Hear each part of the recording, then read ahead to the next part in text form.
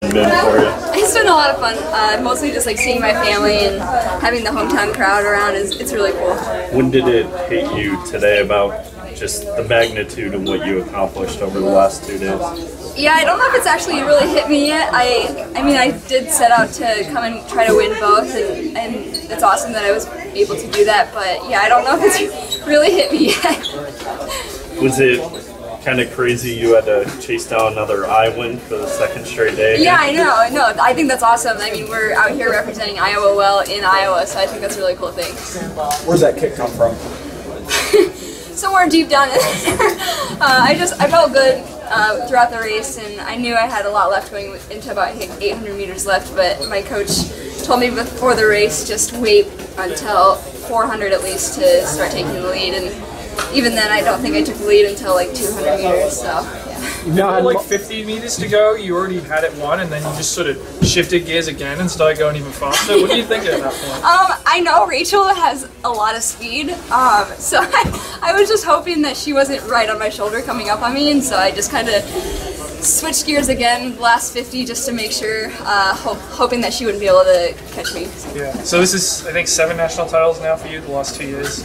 Is this boring at this point? No, it's never boring. I love racing, especially I get to race back in Iowa, so that's really cool. So yeah. It's 7 in the last 16 months. Yeah, I think, yeah. You've been doing multiple double attempts. Obviously, it's a non-championship year. You just won a double in 2019. Is that on your mind? It'd be a 15 double? I have no idea. That's totally up to my coach. I will do whatever he thinks is best for me, so we'll see. What's next for you this summer? I think next is a 1500 Diamond League in Lausanne, Switzerland. I don't know if I'm saying that right, but yeah. Yeah. Were there any kind of crazy moments, special moments that really hit home for you once you got done with today's race? Yeah, as soon as I crossed the finish line, I knew where my family was sitting, and they were just going crazy, and they had French bread in their hands. Is that's where you got it? Yeah.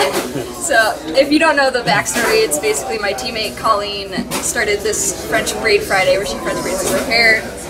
Example, but I thought it would be funny to poke some fun at her and start French Bread Friday, and so it's kind of become its own thing. Yeah. How cool was that to be able to have that moment with your family here? Yeah, I mean, my whole family. I mean, my mom and my dad get to see a lot of my races. They travel a lot, but to have like all my aunts and uncles and cousins here, that's kind of that's way cooler just because they don't really get to see me run that often. What was your family's head waiting count? for you? Yeah, they did. What was your family's head count? How many people were here? I honestly have no idea. Like maybe around 20.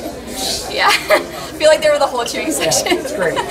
So you're clearly world class in the 1500 right now. The win at Prefontaine showed that. But do you think you can get there to contending for medals in the 5? Because that's an event that's really been dominated by the East Africans. Yeah. I mean, I think the focus all along has really been for the 5K, and my coach always said, you know, the stronger we are for the 5, the better we will be for the 1500.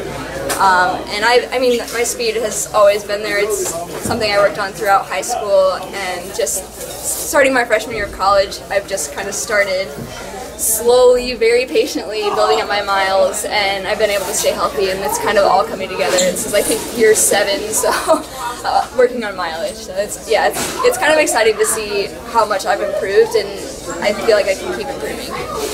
Shelby, I mean, we've seen these doubles, and it's like at some point in time, like people might think like, oh my gosh, like is she not going to have enough left? But it seems like in the second or the third of the races that you're almost stronger than early on. I mean, how reassuring is that it seems like the tougher the challenge, the better you're performing?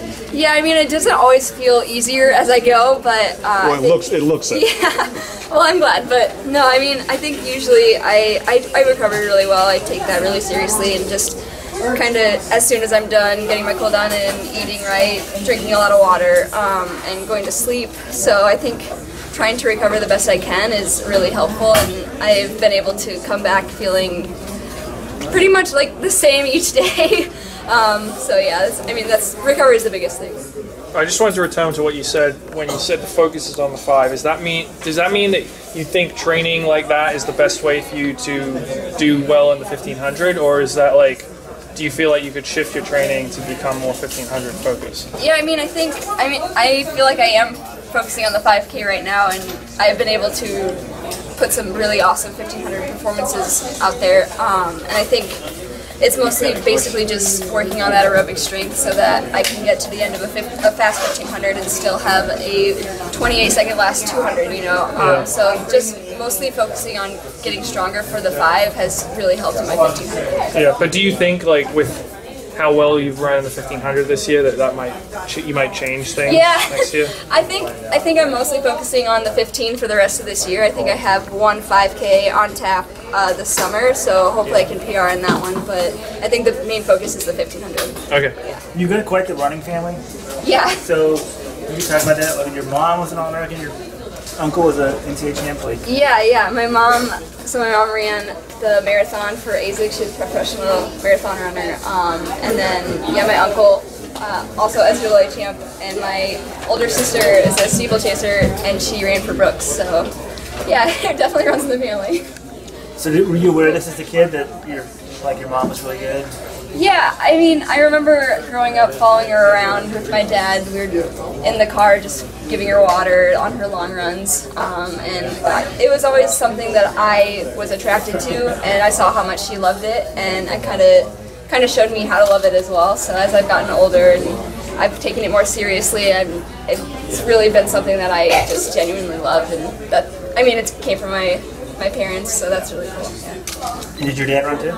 Yeah, he did. Not professionally, but yeah, he ran marathons as well.